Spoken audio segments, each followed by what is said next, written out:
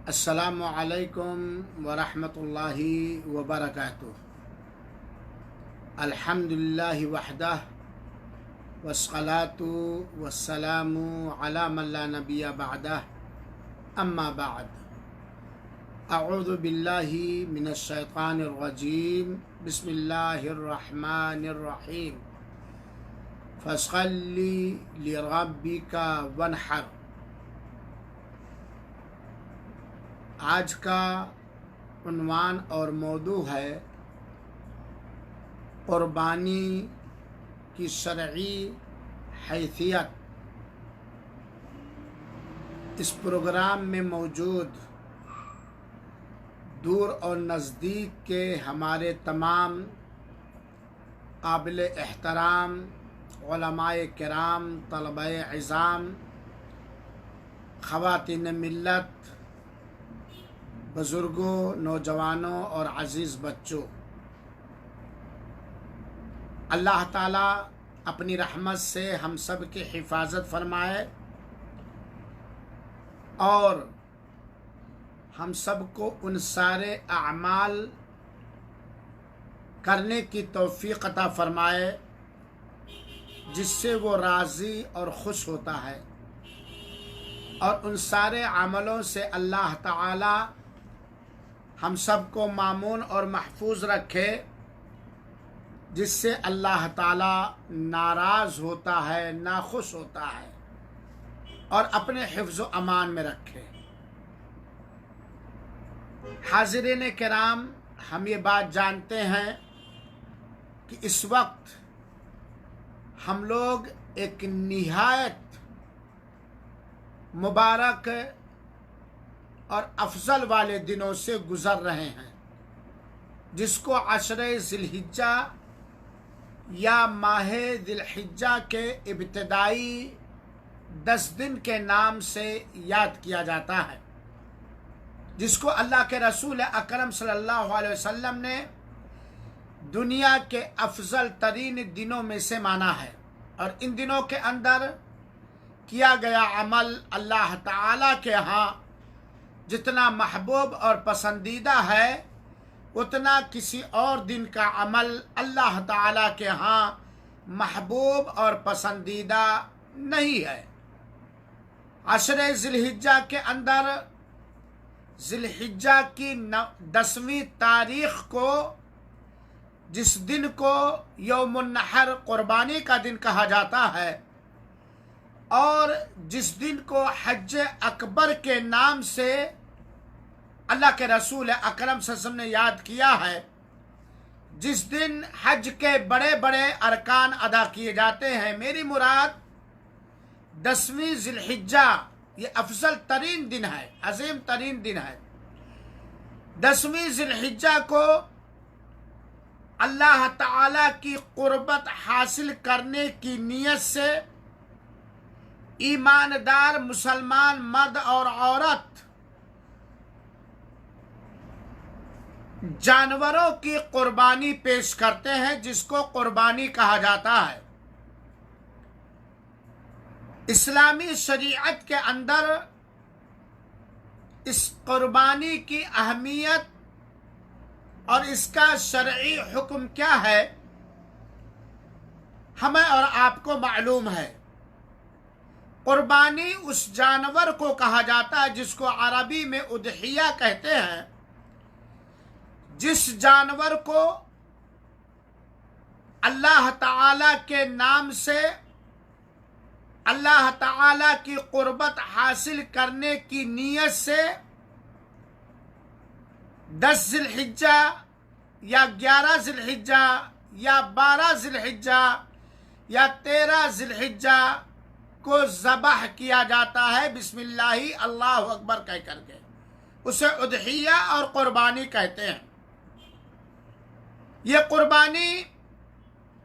ایک عظیم ترین عبادت ہے جس کا کوئی بدل اور ثانی نہیں ہے۔ یہ قربانی اللہ تعالی کے ہاں اتنا محبوب اور اتنا پسندیدہ ہے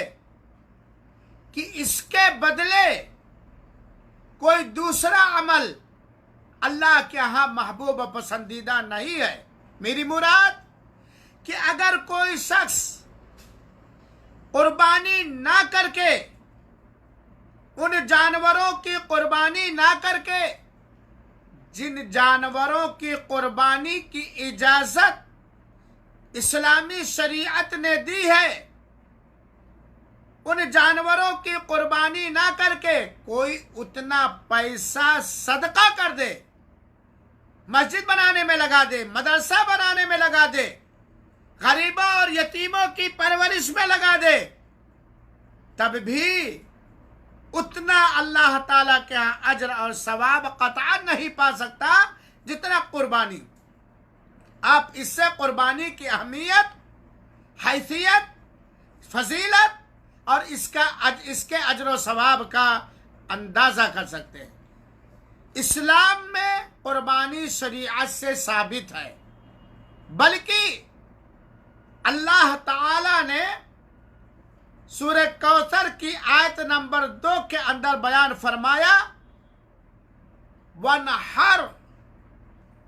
فَصَلِّ لِرَبِّكَ، اپنے رب ہی کے لیے نماز پڑھو، وَانْحَرْ، اور اپنے رب ہی کے لیے قربانی کرو۔ چنانچہ اللہ تعالی نے ہم تمام لوگوں کو قربانی کرنے کا حکم دیا ہے،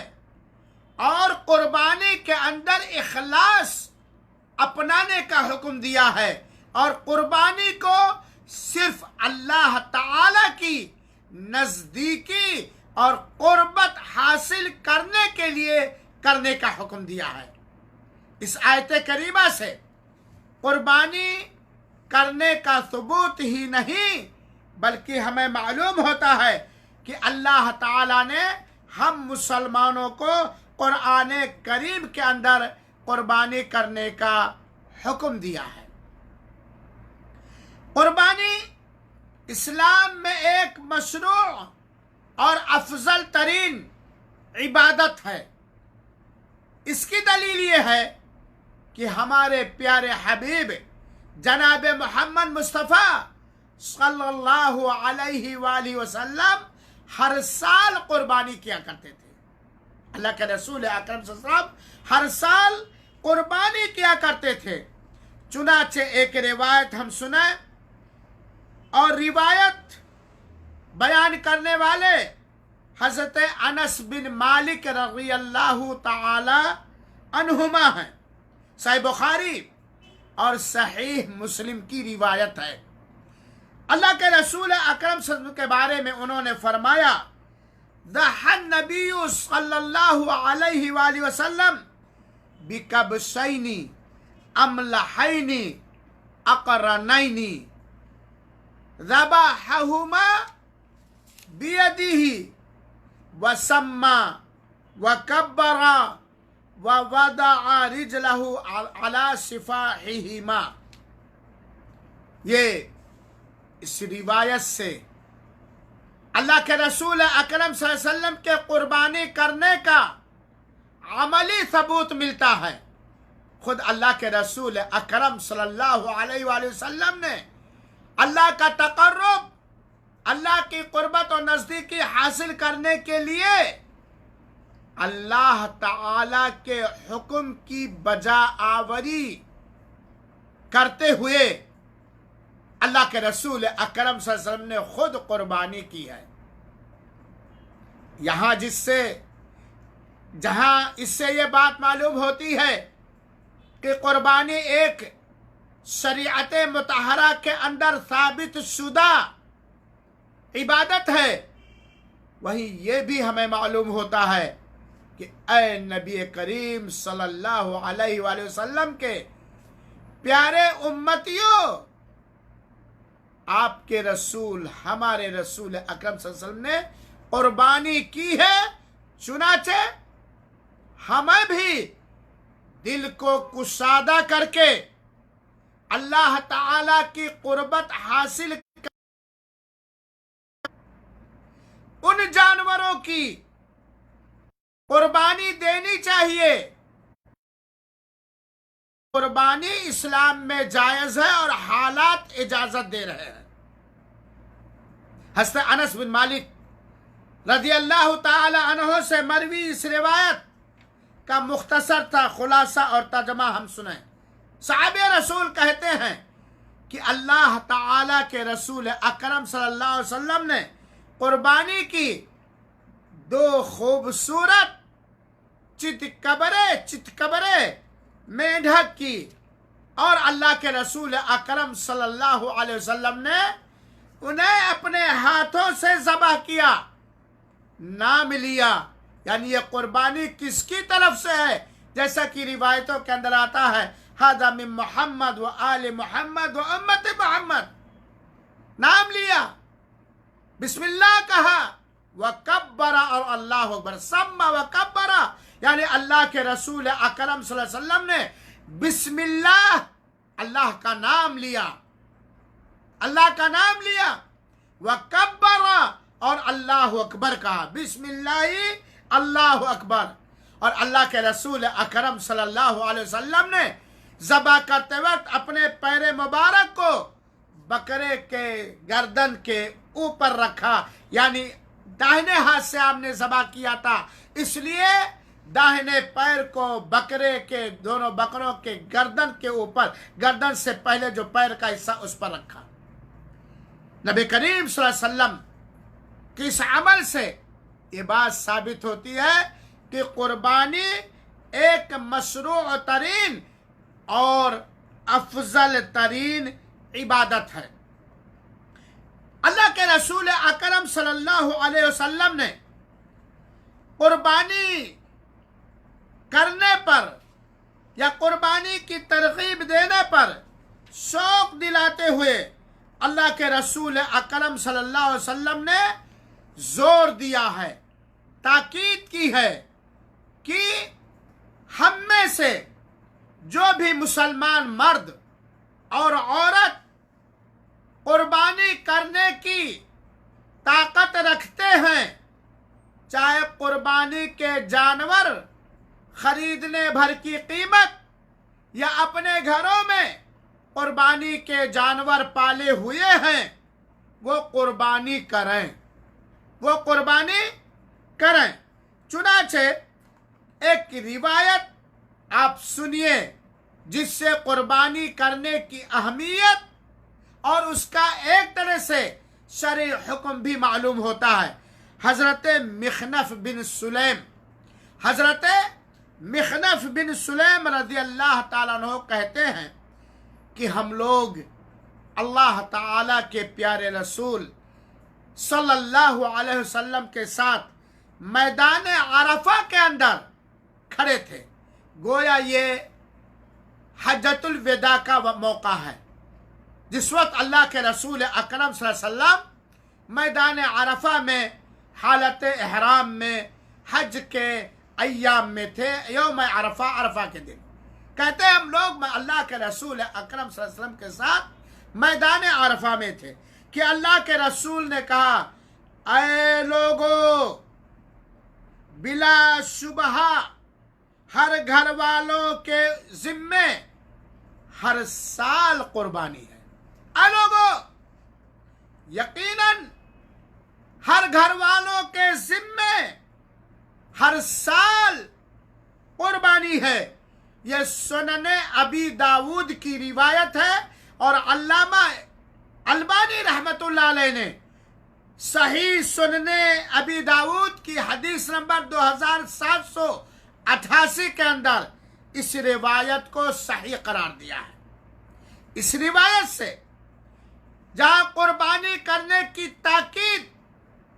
کا پتہ چلتا ہے کہ اللہ کے رسول نے زور دیا ہے،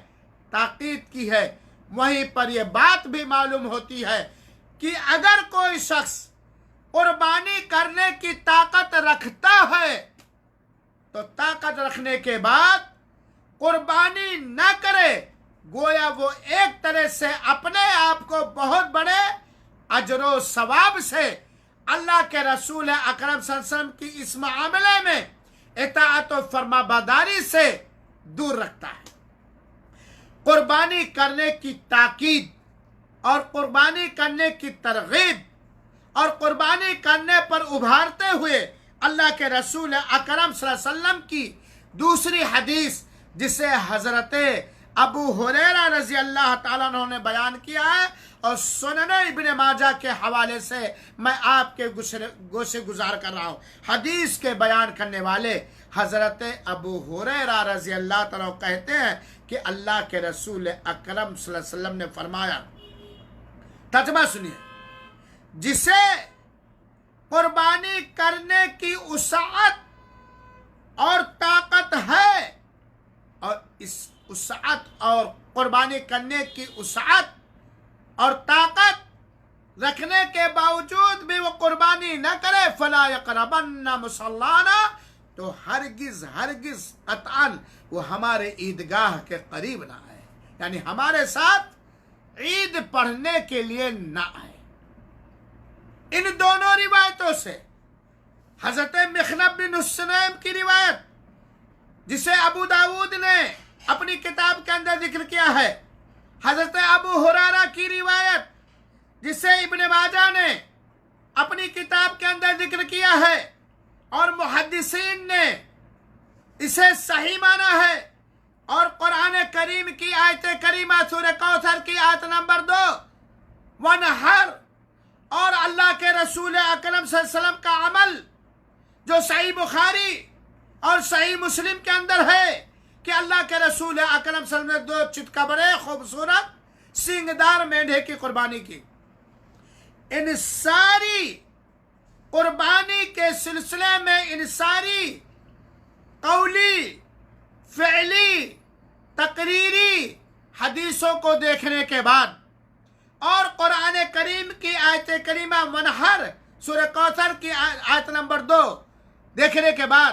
اور قل ان صلاتي ونسكي ومحياي ومماتي للہ رب العالمین والی آیت کریمہ کی تفسیر پڑھنے کے بعد یہ بات کہی جا سکتی ہے اور یہی حق ہے علماء کرام کے اقوال کی روشنی میں۔ پہلی بات، قربانی یہ ایک اسلامی شریعت کے اندر ثابت شدہ عبادت ہے، نمبر 1۔ نمبر 2، قربانی اتنی اہم عبادت ہے جس کا کوئی بدل نہیں ہے۔ نمبر 3، قربانی چند خاص دنوں میں ادا کی جانے والی عبادت ہے۔ وہ دن اگر چلے گئے، ختم ہو گئے، کوئی قربانی کرنا چاہے تو یہ عمل نہیں حاصل کر سکتا ہے، اور وہ قربانی کے خاص دن 10 ذی الحجہ، 11 ذی الحجہ، 12 ذی الحجہ اور 13 ذی الحجہ ہے۔ چوتھی چیز، اللہ تعالیٰ نے قرآن میں قربانی کرنے کا حکم دیا ہے۔ اللہ کے رسول اکرم صلی اللہ علیہ وسلم نے خود عمل کیا ہے،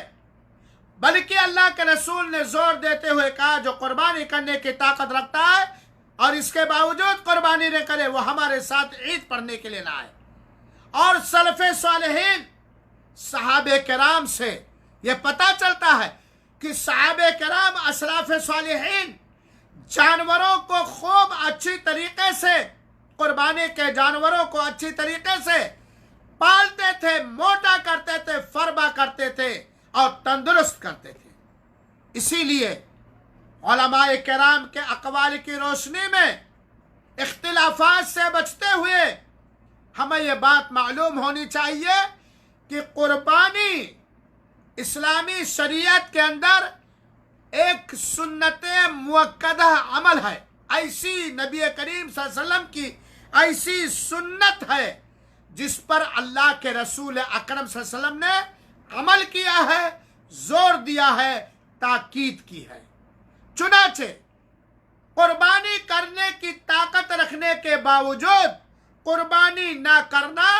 ہمارے خیال سے ایک قابل مذمت عمل ہے، نندا کرنے کے لائق ہے، قابل مذمت عمل ہے۔